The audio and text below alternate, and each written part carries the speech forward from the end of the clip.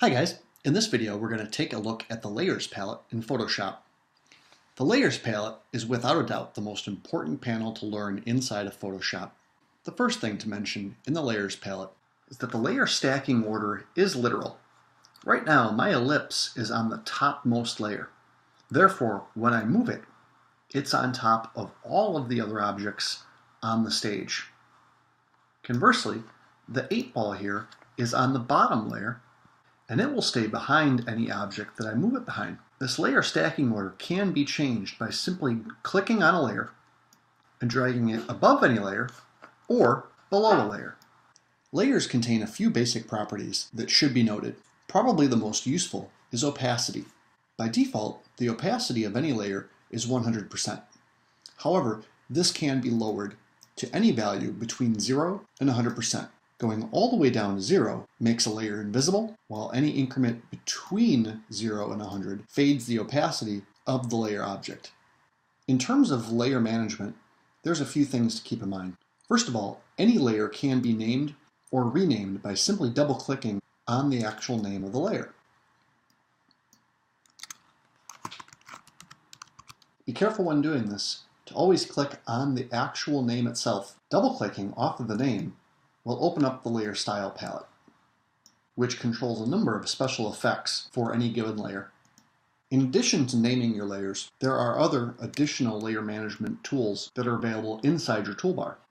Another option in your Layers palette is the ability to turn a layer on or off.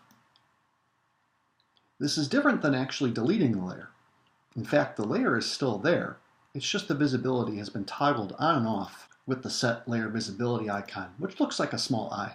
In addition, we have some other basic layer organization tools available to us at the bottom of the layer palette, including the link layer icon. You'll notice right now that it's not active for me. This is because I only have one layer currently selected. However, I can actually hold down the Shift key and shift-click and select multiple layers at the same time. In doing so, I can then link the layers together, so that if I move the layers, they move as one. In addition, I can also rotate or scale these objects, and it will affect both the layers due to the fact that they are linked. You can unlink any layers by once again clicking on the link icon, at which point they can now be controlled individually from each other.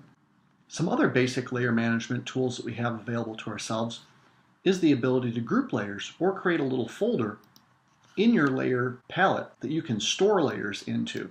This is very similar to linking layers in that by selecting the layer group, I can still manipulate both. However, I can go into the layer group, select individual layers, and affect them separately. Another important icon to mention inside of the layer palette is the new layer icon. This little icon will create a brand new blank layer that I can use to store new objects onto. The last basic icon inside of the layer palette that should be mentioned is the delete layer icon. This can be used to delete any selected layer by simply clicking on the trash can icon, in which case I will be prompted by Photoshop just to make sure I actually want to delete the layer. In this case, I do, so I'll click yes. And that concludes our basic overview of the layer palette inside of Adobe Photoshop.